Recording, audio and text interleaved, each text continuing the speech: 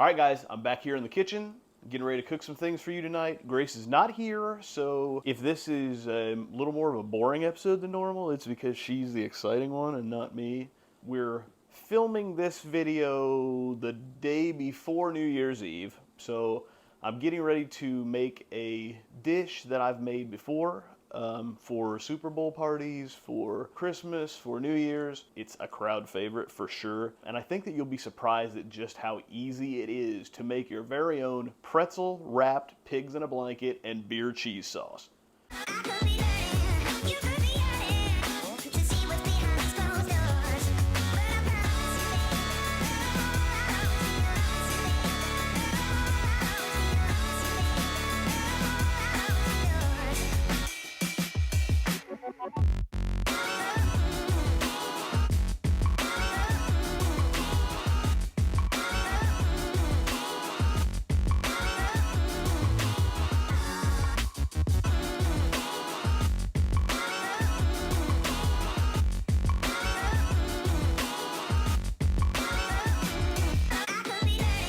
Okay, so the first step that we're going to do in making these pretzel-wrapped pigs in a blanket is the step that I always seem to forget when I'm filming these videos, and it is to turn on the oven. So we're going to set the oven to 400 degrees, get it going just so that we're ready. Hey, I did it. So now when we're ready, it'll be time. Okay, so next thing that we're going to do is we're going to use a packet of these Little Smokies. I get the Eckert's brand, that's my favorite. They have Hillshire Farm, they have some other ones. You can try them out. This is just my favorite flavor, so these are the ones that I buy. I've made this dish before, like doubled and tripled in size, so you can also get like the party size ones. There's like 72 or 100 or something in them. This one has 42, so we're just gonna make a single. See how it goes. Okay, so the first thing we're gonna do is just cut this package open. And we're going to drain out this hot dog water that's inside here because we just don't want that all over us. And I'm going to go ahead and dump these into a bowl just to make it easier to get out without having to dip my fingers back into this package over and over again. So there you see what we're looking like. This is how many of these Smokies is in one package. So once you've got the sausages out, laid out, ready to go, you've got the oven preheating. The next thing that we're going to do is we're going to open a package of refrigerated pizza crust. Okay, this is the Pillsbury brand. I've tried it with the Walmart brand, things like that. To me, I think it's a little bit better. I don't know. Maybe I'm just some sort of weird brandist or something, but I think that it makes a better product. We're going to just lay this out on a cutting board or on some sort of surface that you're working with. We're going to grab this rolling pin and we're just going to try and roll this out till we get it to be just a regular, even square, rectangle. I mean, it doesn't have to be fancy or anything. We're going to be cutting this up here in just a second, but we're just trying to get it kind of even so that we can make even cuts. If it starts to stick, you can throw down a little bit of flour, but I wouldn't put too much on there. We kind of want it to be pliable and sticky to be able to stick to these sausages, so you don't want to flour it too much. So as you can see here, we've got this in a rectangle. It's wavy, kind of looks like the American flag here. Okay, so now that we've got this all laid out, to me the easiest way to do this is with a pizza cutter. You can do it with a knife. I mean, it's perfectly fine to do with a knife. The pizza cutter just kind of rolls and to me makes it easier. So what we're going to do is we're going to cut this into 4 sections here. So we're just going to kind of eyeball 1, 2, 3, and 4. Okay, so we've got the 4 sheets here. Got them all cut out. And now we will cut them in half. I mean, we could have done that in the first place, but I don't know. Sometimes I kind of skip steps and get confused, and this is how we're going to do it. So we cut this in half. Okay, so next thing that we're going to do is we're going to lay these out, and we're going to cut each one of these into, let's see, 3. Let's try to do 3 strips. 1, 2, 3. They're a little bit uneven, but you mainly just want them to be somewhere around an inch thick. We'll try this one more time, see if I can get them. Nope, that one was even worse than the first one. How about we try this one more time? Let's see if my eyeball skills can do any better here. Okay, one. And that's about as close as you're going to get. Okay, so as you can see, we got 3 different pieces here.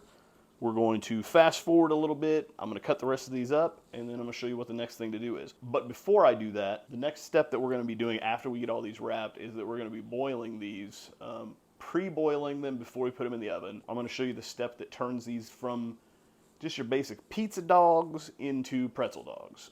And that's going to involve boiling. So we're going to go ahead and fill up a pot with some hot water, get it on the stove, and get it going.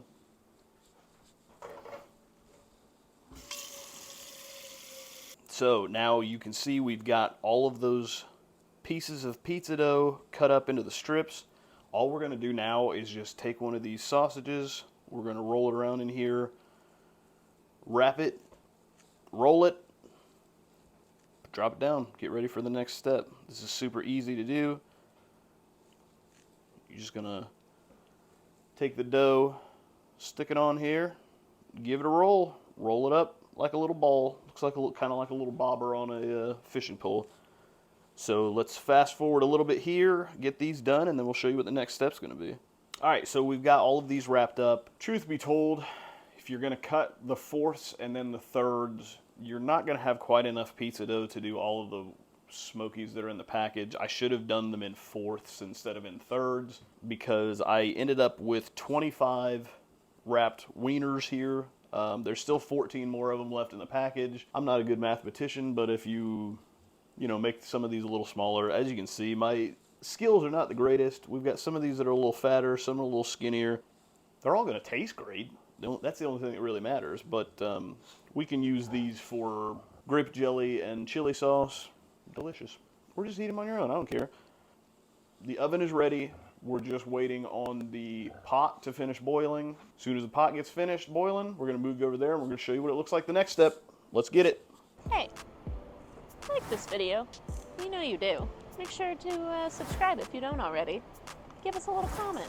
We love the feedback. Brent reads them all. He responds to them all, but give it a like.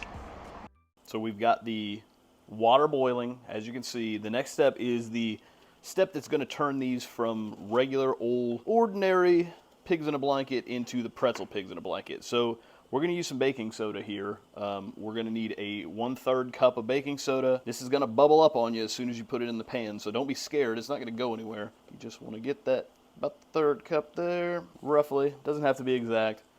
Just going to sprinkle that guy in. It's a little scary the first time. It's just going to puff up, but then it's going to go right back down again. He says as it goes everywhere and makes a mess. Stir this up a little bit just to get that baking soda just kind of melted around in there. I don't know the science behind this. I just know it's, changing the chemical compound and blah, blah, blah, blah, blah, whatever. So we're going to, once we've got that ready, we're going to grab ourselves a cookie sheet. I love these Reynolds parchment squares. They're my favorite thing in the entire world. They come in this triangle or this rectangle that fits in here. Fold them out. You don't have to spray. You don't have to do anything. Set that bad boy down. We're going to grab about, let's see, these are in groups of 5. Let's just grab 5 at a time. We're going to drop them down here into this water, and we're going to just let them float for roughly 30 seconds. Like I said, we're going about 30 seconds. These are going to puff up a little bit. They're going to, some of the ones that aren't wrapped as tightly as they should be are going to try and come apart. Just let them do their cooking, and once you take them out, then we can fix the wrapping on them. Okay, so once you take them out of the water, use a spoon, a slotted spoon, so you can drip off all that water. Just get them onto the baking sheet here. 4. This guy tried to get away from me, but we're going to fix him here. Just drop that guy back down in there for a second. Next time around, maybe the best thing to do is grab these by the seam side and just give them a little pinch before you drop them in there. Hope that just kind of locks them a little better. While those are going, I'm just going to wrap this guy back up. I've got 25 of them. I'm going to put them in 5 rows of 5. You put them however you want. They're not going to puff a ton So it's not like they need to have a ton of room, but they also don't want to be sitting on top of each other or they won't get brown. So next round's going to come out. These did a little bit better, but they still had a little bit of blowout. Hot pocket. Alexa, set a timer for 30 seconds. 30 seconds, starting now. Okay, so now that we've got all of the pigs in a blanket on the sheet pan, the next step we're going to do is we're just going to make a quick egg wash here. Not even an actual egg wash, just we're going to beat this egg up. Just one scrambled egg. We're not going to put any water or anything in it. We're just going to whisk it up so that we can brush it on the top of these bad boys. I'm just going to get out the brush, and we're just going to give these a light brushing on each of them. 1, 2, 1, 2. You just want to make sure that you can see egg on all of them, but you don't want them, you know, completely swimming in egg or anything. This is what is, along with the boiling, along with the baking soda, is what's going to cause these things to turn brown and have that crispy crust on the outside of them, like a pretzel does, instead of just a kind of like a pizza crust or a crescent roll, like how you would normally have with these. Okay, so for this whole 25 of them, we only used about a half an egg's worth. So if you get in here and you use a whole egg, or you use 2 or 3 eggs, you're making an omelet instead of making delicious treats. After we've got the egg yolk on there, we're just going to take some, this is kosher salt, just going to give it a little sprinkle on each of them. You can just use table salt if you want. You can use sea salt. You can use Himalayan salt. You can use whatever kind of salt you want. I don't care. I like the kosher salt just because it's kind of a little bigger flakes. They show a little more. You can see them when you look at them. Just a light little dusting on each of them. And then we're going to take these guys and we're going to stick them in the oven. We're going to bake these things at 400 for 12 to 15 minutes. Probably closer to 15 would be my guess. And while those are cooking, I'm going to show you how to make a amazing beer cheese sauce. All right, so while the pigs in a blanket are cooking, the next thing that we're going to do, we're going to shred some cheese. You can obviously use a bag of cheese, the pre-shredded kind. It's not going to melt the same way.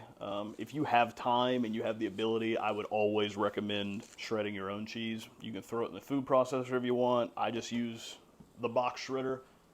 We're going to grab some vegetable oil spray, some Pam.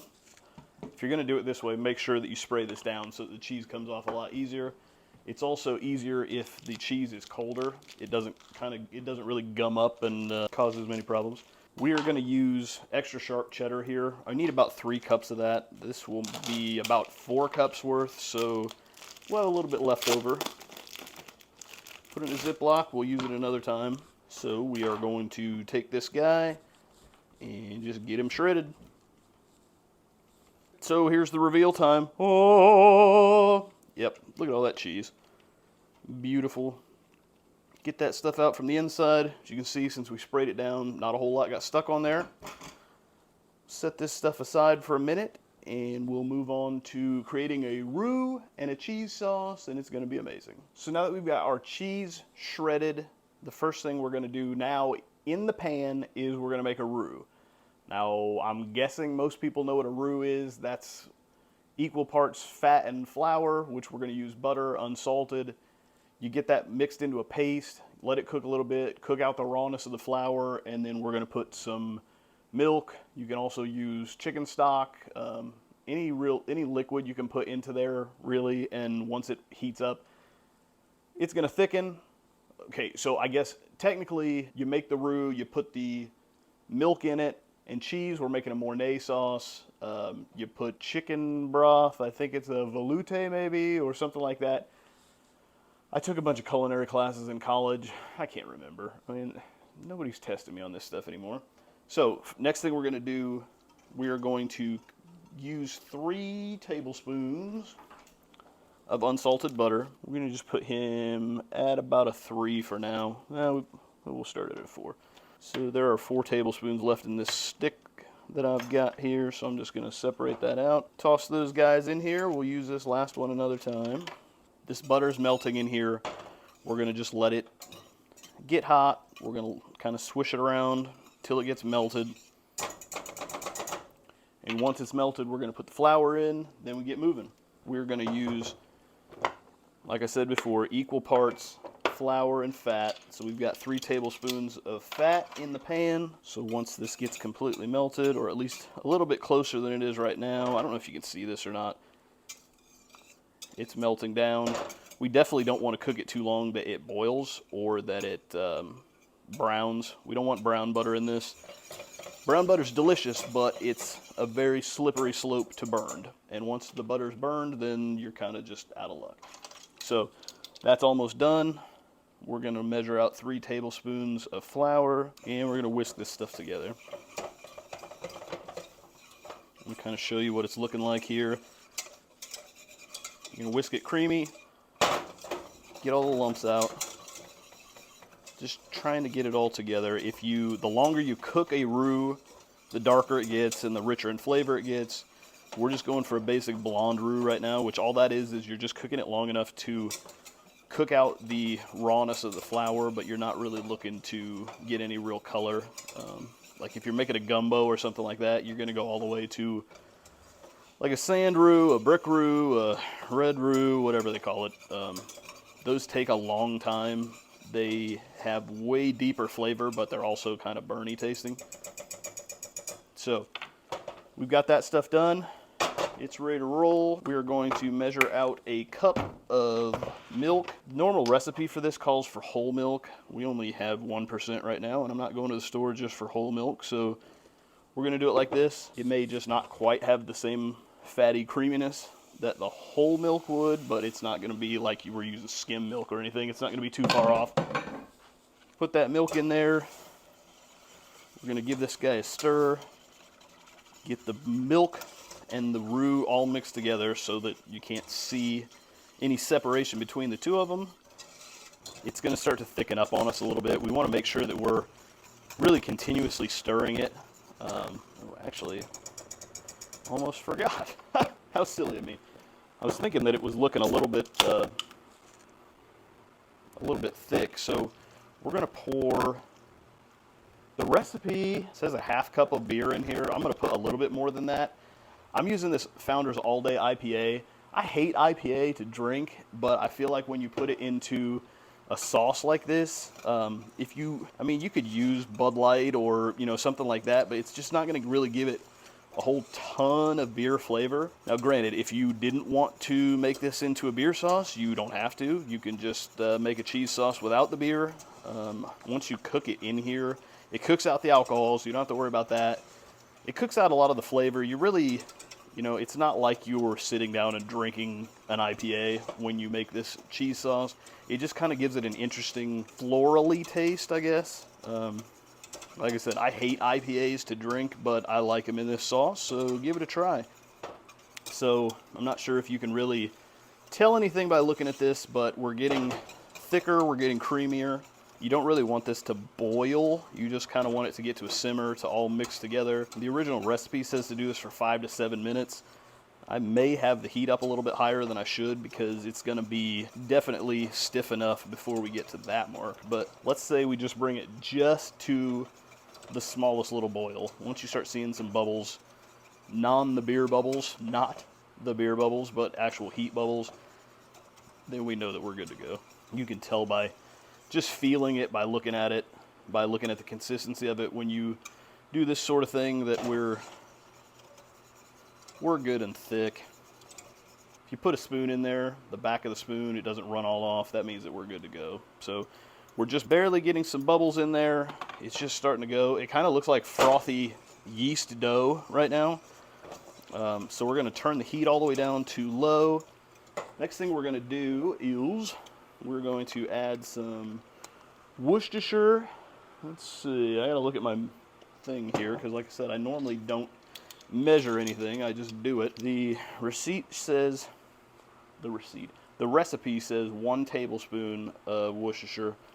I'm guessing that we're going to probably put a little bit more than 1, and that's mainly just because I'm dumping it all. I'm left-handed, so shaking this with my right hand is not doing so well for me. So get that in there, And then we are going to do 2 teaspoons of Dijon mustard. This one I'm not going to measure because it's kind of a pain to get back out of the measuring spoons. And also I like more than they asked for. We'll call that... That was probably more like a tablespoon and a quarter. But hey, mess with it. See what you like. See if it tastes good. Give this a stir. We're going to do a couple of twists of salt. We're going to do a couple of twists of pepper. A lot of people say that in a light sauce, a white sauce like this, you would want to use like a white pepper so that the pepper doesn't show. I don't know, to me I think that the pepper showing in the sauce is kind of alright. I don't have a problem with it. I think it makes it so that people can see that it's been seasoned already. So I know plenty of people that will get their food at a restaurant, they'll put it down, they will salt and pepper it to death. I don't understand putting all that extra stuff on there before you've tasted it, but you know, whatever. All right, so while we're working this, the pigs in a blanket are done in the oven.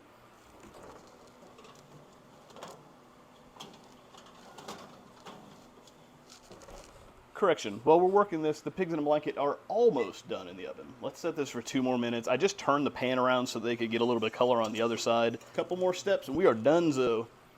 I'm gonna throw some granulated onion powder. Just shake that off, maybe a half teaspoon of that. Granulated garlic, maybe a half teaspoon of that. If you want to measure it, measure it. I'm not going to waste the time. And we're going to throw just a couple of little shakes of smoked paprika in here, just to give it a little bit of color. Stir this guy up. This is essentially, without the beer, the same as the starter for my cheese sauce if I'm making macaroni and cheese. It's all pretty much exactly the same, except there's just more milk and no beer. So we got this all stirred in. You see it's thick. It's your thick boy. Next thing we're going to do is we're going to take that cheese that we grated earlier, and we're just going to drop that bad boy in there. If you're better than me, you'll put in a little bit of this, you'll stir it, you'll put in a little bit more, you'll stir it. I don't have time for that. I'm doing this all by myself right now. Get all that cheesiness in there. Now we're just gonna start smushing this around a little bit. Just let it move around in the heat. You want to make sure that you're not any higher than low on the heat wise, because you don't want to burn this. If you get the cheese too hot, then it has the tendency to want to separate on you, which means that the fat and the oil in the cheese will separate, and then it'll just have kind of a grainy texture. It won't get creamy. You'll be able to tell that there's something wrong with it. It's getting hot. It's starting to melt. We're going to take these piggies out. Oh, yeah. Take a look at those guys. You can see you got the brown color on the top of there. You're looking a lot more like pretzels than we were before. What I am seeing from this cheese sauce here is, number one, it's too thick.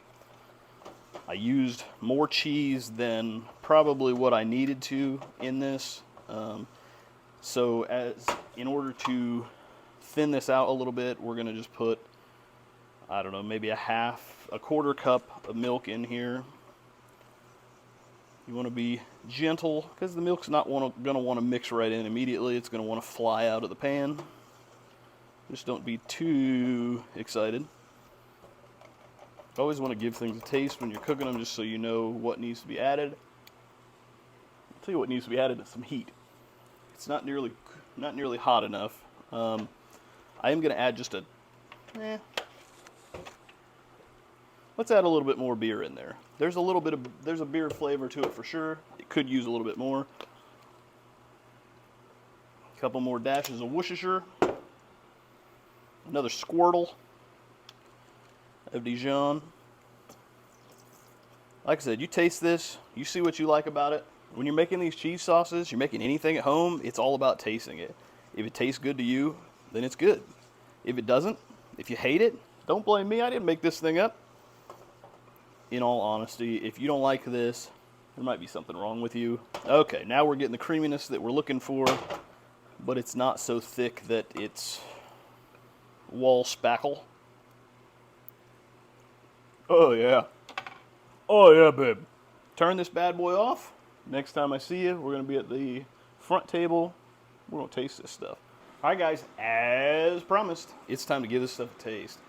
In this first bowl here, I've got the beer cheese sauce that we just made. This little bowl here, the Sweet Baby Ray's honey mustard is one of our favorite sauces. Love it. Goes perfectly on a pretzel. Crack open my favorite bev. Oh yeah.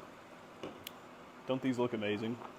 So, before I keep talking, let me take a taste. Okay, so we'll take this guy, we'll give him a little Dunkin's here. Oh yeah! That's what I'm talking about. Somehow, don't ask me why, don't ask me how, regular old pizza dough, once you boil it in the baking soda, put some egg on it, cook it in the oven, it tastes like a pretzel. It gets chewy, it gets crispy, it gets dark, it's got that layer of flavor that you get from a pretzel that you can't get anywhere else. That's good. A couple of these definitely could have stood to stay in the oven a little bit longer, but I was hungry. I was ready to go. Another one, throw it in the honey mustard.